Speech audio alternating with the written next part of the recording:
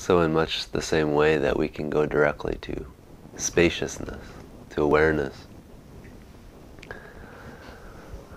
we likewise can go directly to love.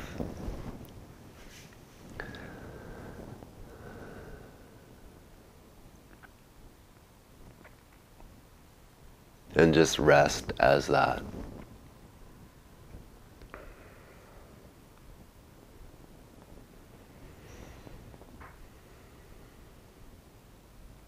As we open, you can say open into awareness, into spaciousness, into the transcendent witness.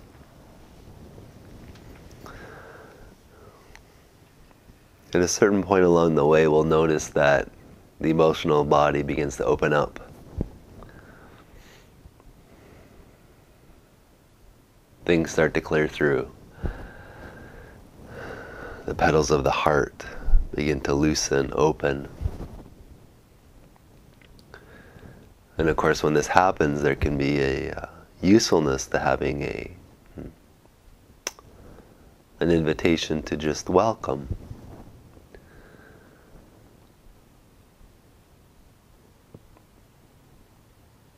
So fear arises, and you can just open to that, welcome it. Anger, sadness, likewise. Rather than running back to the transcendent witness, we can just turn into it very gently, just open to it. And this, of course, is the invitation of love, or some people call it love coming back for itself. Meaning that space, that awareness. We can say that its energy field or its impulse is a movement towards.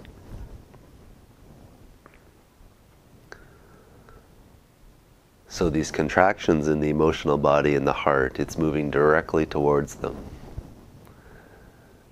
And we can say in its movement towards, it has a clarity and a light to melt them open.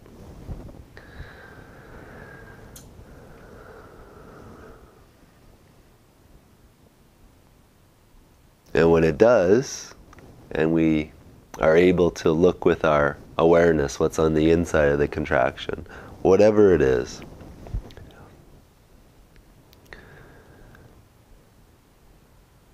at its essence, all contraction, all separation has fear in it, some sort of fear. And with that fear comes a sense of a need to protect, to push away, to create a boundary. We can say that's the linchpin of all separation. And then as that is the seed crystal, there can be other things in there like anger. Can guarantee where there's fear, there's anger. And of course there also can be guilt, shame, grief.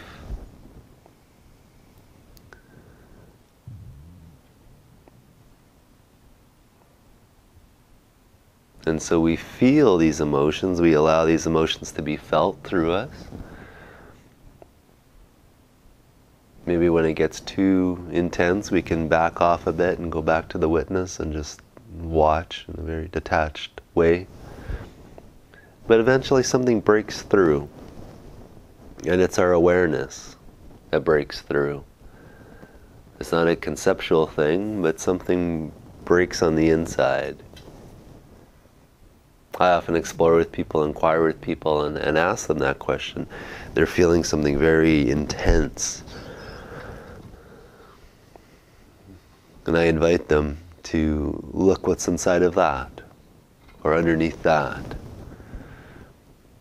And it's almost predictable. The intensity will build and build and build. And of course the mind is terrified. It thinks, well, it's just going to be more of the same, more of the same, more of the same. So if it's fear, it's going to be greater fear. If it's anger, it's going to be greater anger. If it's hell, it's going to be greater hell.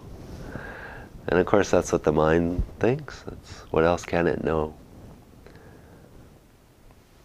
But when something very innocent looks, just breaks on the inside.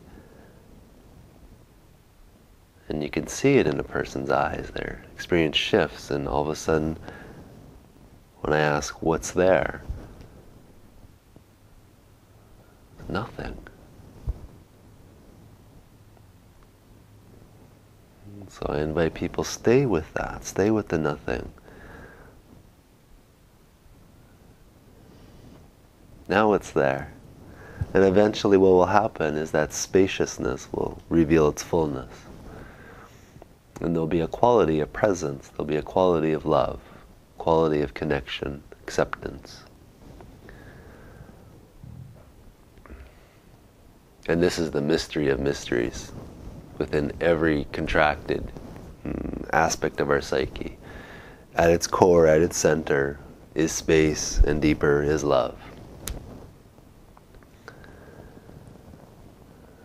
So in much the same way that the non-dual pointings are pointing, go directly to space, go directly to the absolute, likewise, we can go directly to love. Sit as that, be that. But not love in a sense of doing the love, being loving. That's not what I'm talking about. Simpler than that.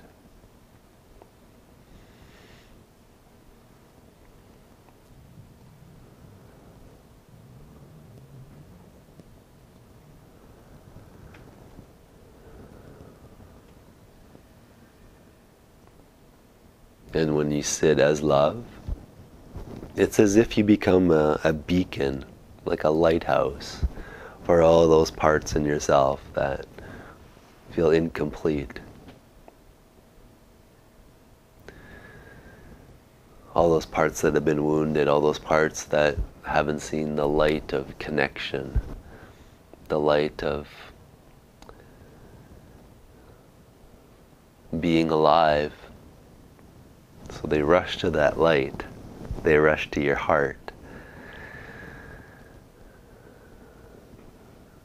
But this love that I'm speaking of, that I'm inviting everyone to sit as, it's without fear. And I don't mean courageous in some sort of a willful manner. I just mean in a very motherly way. It's saying, come home, come home, come home. The love is the void. They're the same. They're the same. They're the source of experience, the source of everything.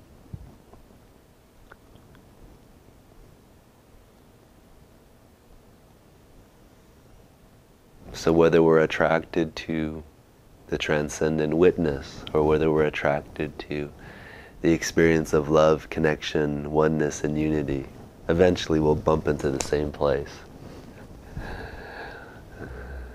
And the same place is here, now, as this, as you.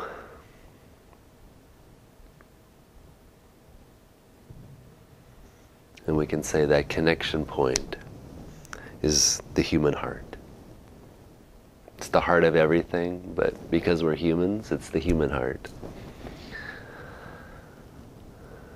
And from that place, a wellspring of beauty, connection, acceptance, presence, healing. It comes from that place.